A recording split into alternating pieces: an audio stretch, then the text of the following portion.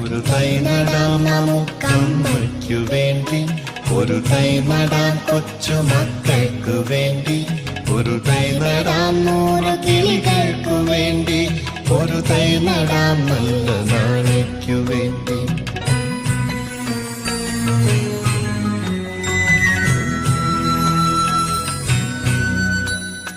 ഇത് പ്രാണവായുവിനായി നടുന്നു, ഇത് മഴയ്ക്കായി തൊഴുതു നടുന്നു.